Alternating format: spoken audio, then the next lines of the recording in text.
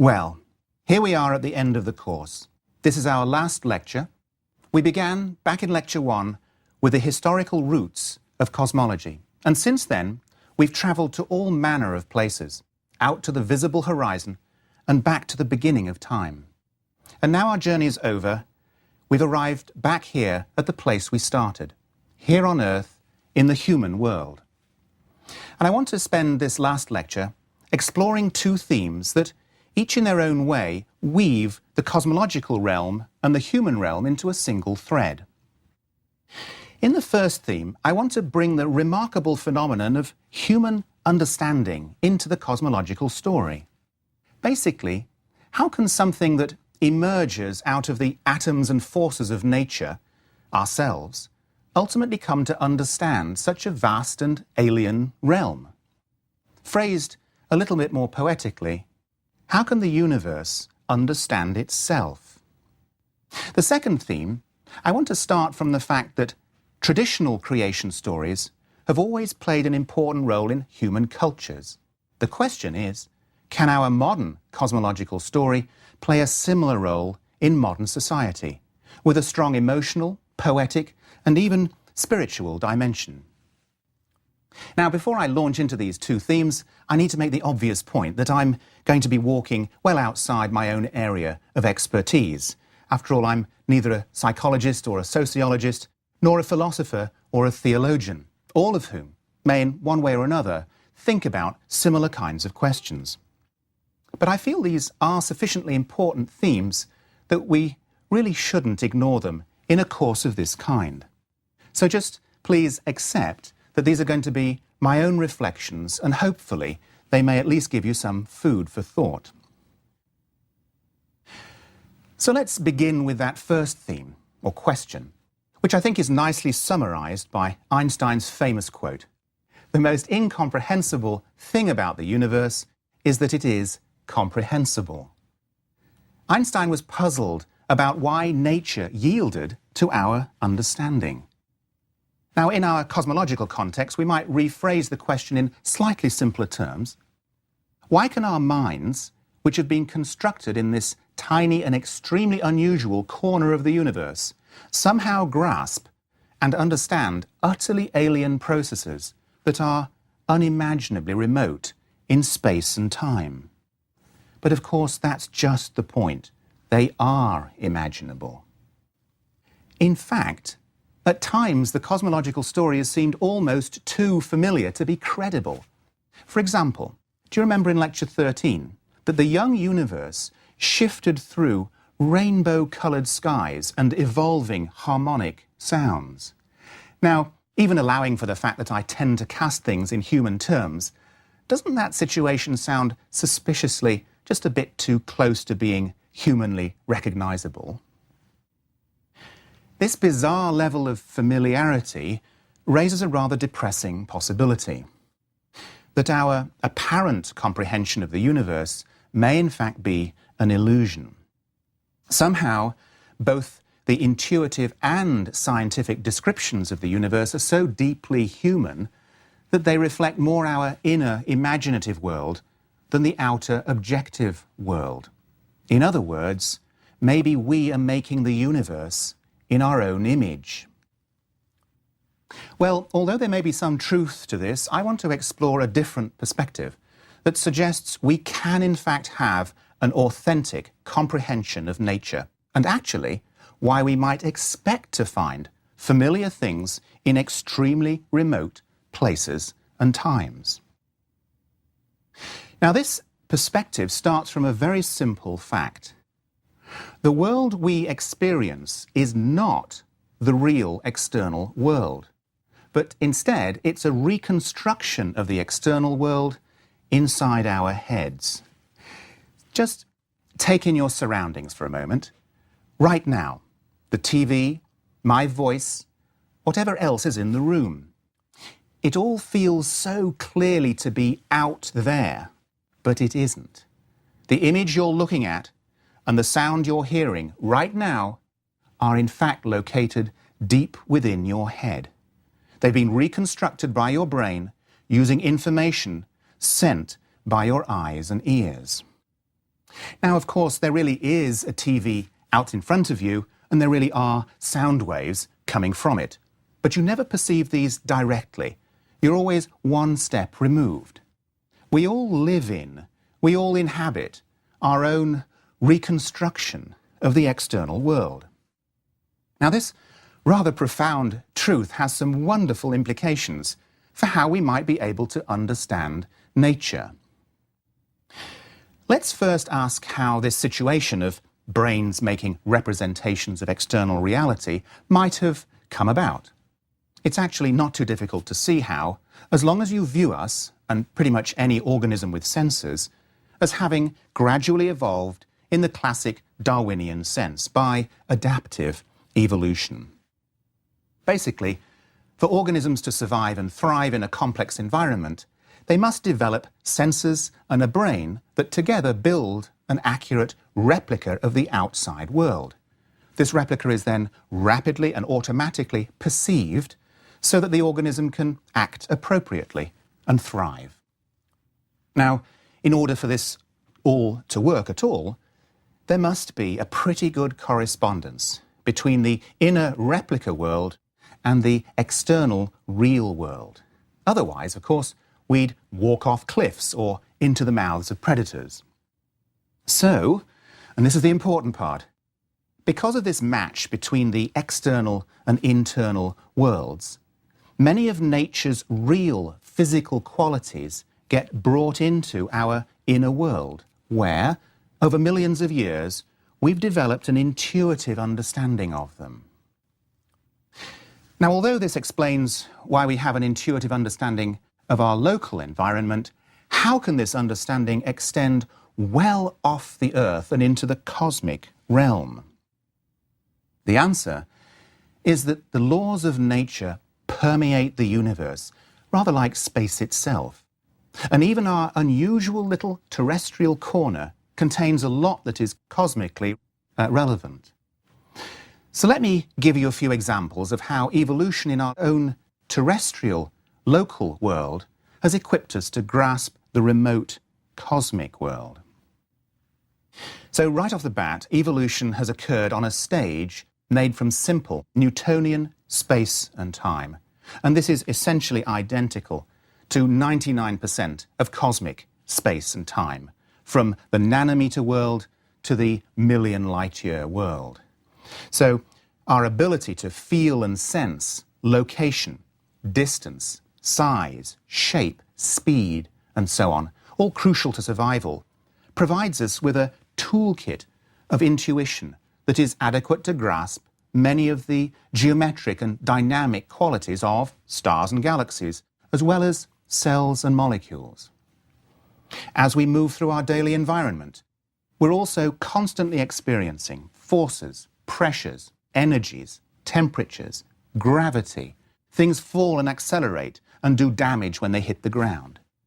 These basic components of classical mechanics are carried into our internal world, where our brains have evolved to intuit them sufficiently well that we can later grasp fairly easily, for example, that gravity causes gas clouds to collapse, which compress and heat to become stars, which cook one element into another. Now, at this point, I should mention at least two limits to this idea. The first is that there are, of course, some very important aspects of nature that are really absent from our perceived world, and so we have genuine gaps in our ability to intuit them. The two classic examples are curved space-time and quantum effects, which are famously difficult, if not impossible, to feel intuitively, and they only yield to our understanding when we cast them in more abstract mathematical ways, in this case using general relativity and quantum mechanics. That brings us to the second limit. Obviously, our ability to fully understand nature, both local and cosmic, needs more than just an inner replica world. I mean, after all, most animals do that just as well as we do. We need additional powers of cognition and abstraction. Now, quite why we have somehow developed these higher capabilities is much less obvious, though personally, I would not be surprised if they also had an evolutionary origin, perhaps not selected for directly, but as a byproduct of selection in some other area. For example, the need to navigate the extremely complex human and pre-human social environment. But my main point is that the foundation for understanding nature is in place, an interior replica world of the outer natural world. And this provides the bedrock on which higher, more analytic capacities can focus. And furthermore, much of what we meet here on Earth is, in one way or another, out there in the universe. So let me give you a few more examples of just this. Let's think about light. How well has our terrestrial environment prepared us to understand the electromagnetic component of the universe? The answer is really very well indeed. We've evolved on the surface of a planet illuminated by a very ordinary star, the sun. So it's no surprise that our eyes and the eyes of all other animals are sensitive just to a terribly narrow range of colours in the optical part of the spectrum that is precisely the range emitted by the 6,000-degree, hot, glowing surface of the sun. Obviously, animals that can use that light to witness their environment, as opposed to being blind, have a significant advantage. And it's because of this that eyes that can see sunlight have evolved. Now, additionally, our planet rotates, plunging us into darkness half the time. So those eyes must also be sensitive enough to function under moonlight and starlight. So our partially nocturnal evolution explains, prior to any understanding whatever, why we can feel familiar with the existence of stars. Of course, our experience of the sun transfers to other stars, and taken together, you can see why at least the stellar content of the universe is at least intuitively accessible to us. But the topic actually goes much deeper than this. The reason that a star's surface, or photosphere, is a few thousand degrees and producing light is because this is the temperature below which electrons remain attached to atoms. Inside the star, it is hot and foggy, and light is trapped. But at its surface, the gas becomes transparent, allowing light to escape into space. Now, does this sound familiar? Because it should. It's exactly the same situation we met in Lecture 13, for the young universe, which cools down from a hot, glowing fog and clears when it reaches a few thousand degrees, setting the light free that ultimately becomes the microwave background. In fact, the microwave background is sometimes called the cosmic photosphere, to remind us how similar it is to a star's photosphere. So, are we falsely humanizing creation when we describe the young universe as having skies of blue or green or yellow? No, it's our evolution under sunlight and the ubiquity of photospheres that immediately allows us to recognize and feel at home with the colours of the young universe. Let's push this further. What about those primordial sounds? These, more than anything, seem just too familiar to be credible. In fact, we were all taught in high school that above our atmosphere, sound isn't possible, and space is always silent.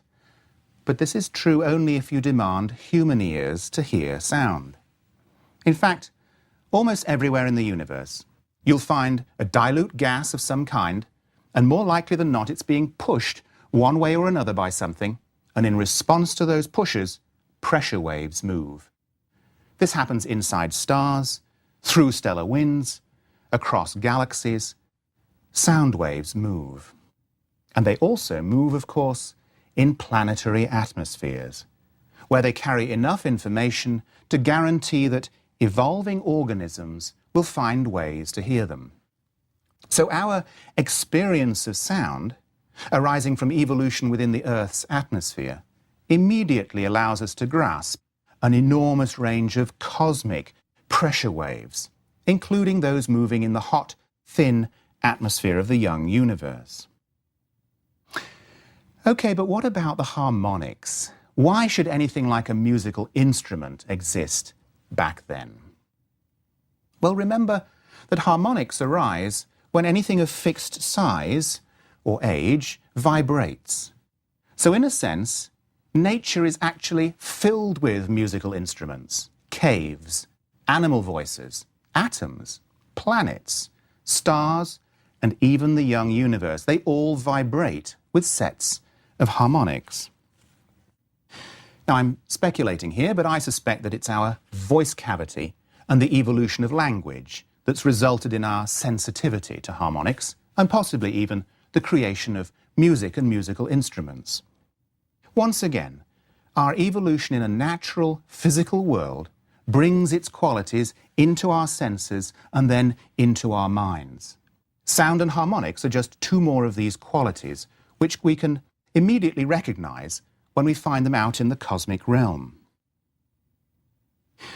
So we began this theme by worrying whether we had made the universe in our own image, projecting our inner human world out onto our cosmology. But now it seems as though things are the other way around. It's the universe that has, in a sense, made us in its own image.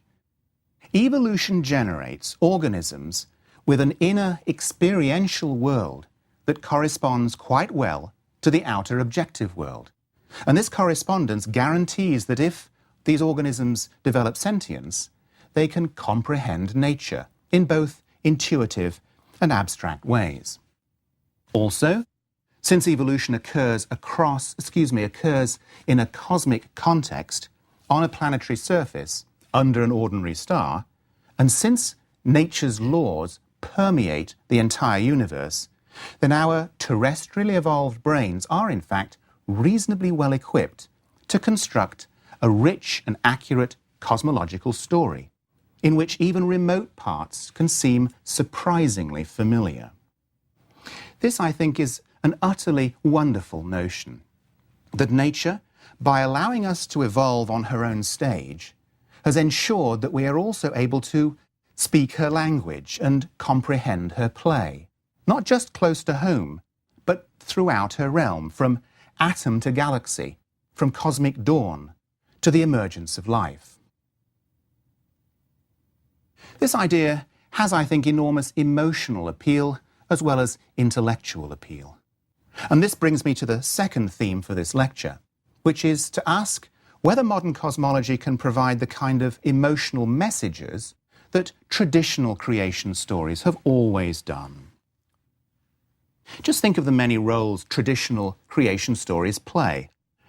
They help us to understand our place in a large and often hostile world. They help connect us to nature and the gods.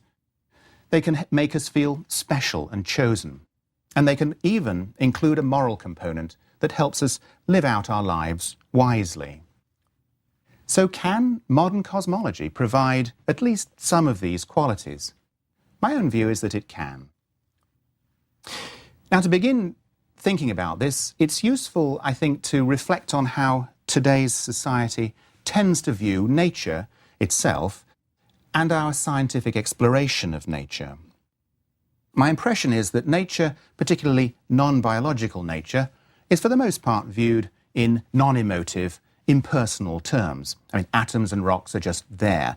Perhaps they evoke curiosity, or they can be exploited in some way, but fundamentally, nature is inanimate, an it rather than a thou. As for scientific inquiry and discourse, unfortunately, I think for many people, though certainly not all, science can be perceived in negative ways. It's inaccessible or intimidating or cold and rational, and is even seen sometimes to rob nature of its mystery. But it's interesting that this is only a relatively recent way of viewing nature or science. Historians have written extensively on how attitudes to nature have changed over time, and throughout most of human history and across most cultures, there have been quite different ways of looking at the natural world. Often, for example, there's a pervasive sense of animism. Nature is almost alive, or at least has agency.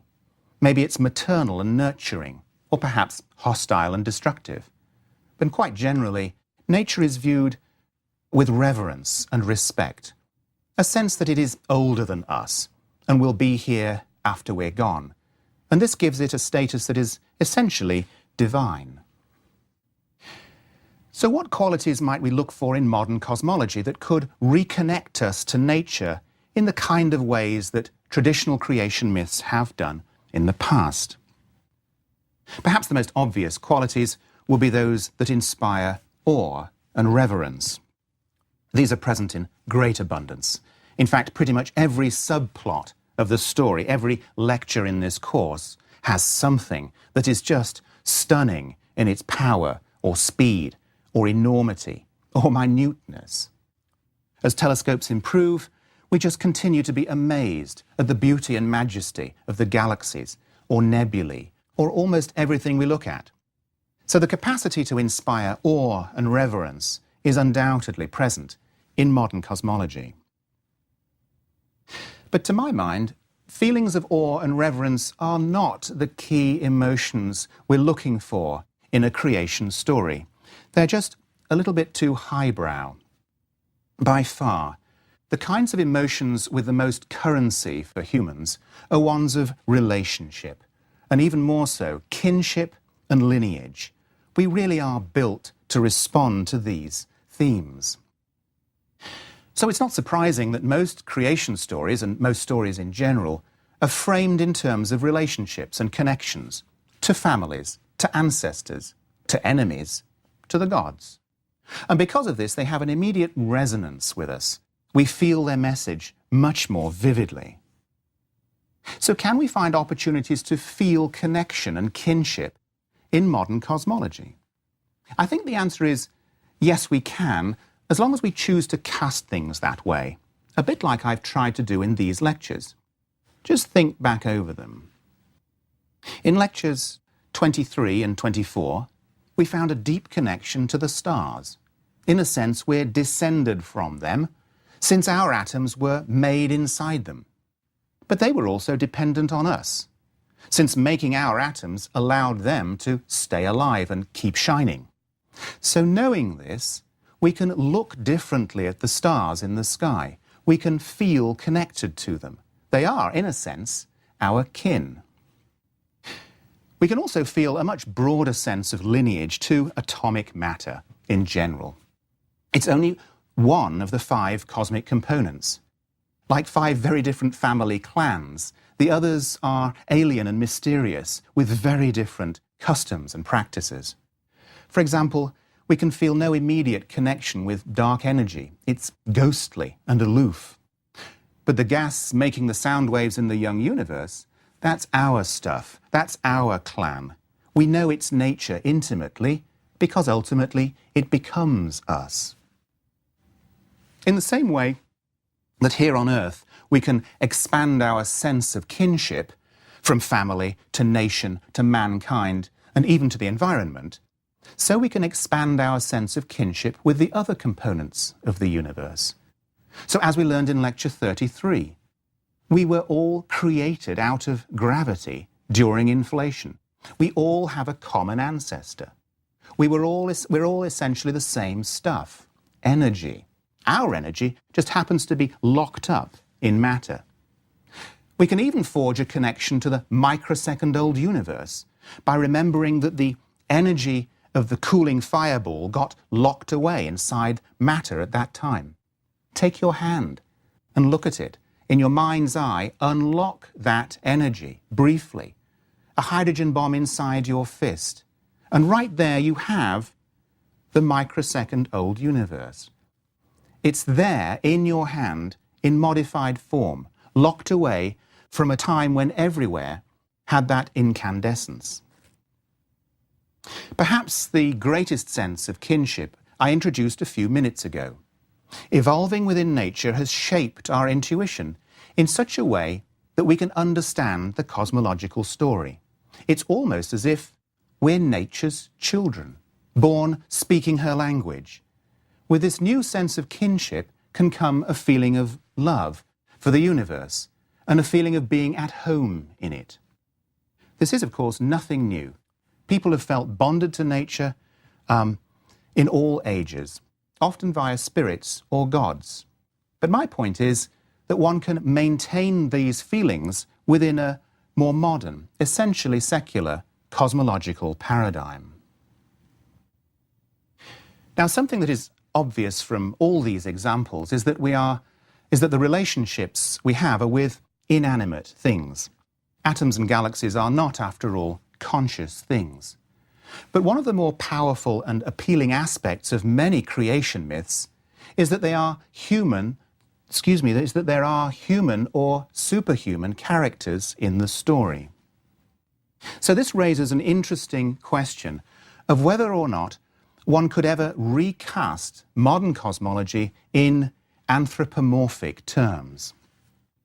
One way to do this would be to follow the long tradition of telling creation stories in an epic or poetic narrative form.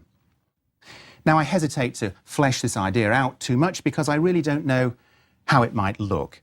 But if you think back over the lectures, you'll find many wonderful episodes and possible characters to consider who might really bring such a narrative alive. Just think of the nature of dark matter and the role it plays in commanding where our own atomic matter must go. Or think of light's Herculean power in the young universe and its gradual loss of strength as the universe expands. Or think of the late entrance of dark energy and its insidious effect on galaxy gathering. Really, the cast of characters is long and their personalities are wonderfully varied. In some ways, we're no different from any other culture at any other time. We want to feel nourished by a story told in human terms of how the world came to be here, of how we came to be here, of what our ultimate ancestry is. Such stories have played out their nurturing role century after century and in culture after culture. And I think there's really no reason why our own modern cosmological story can't play that same role today.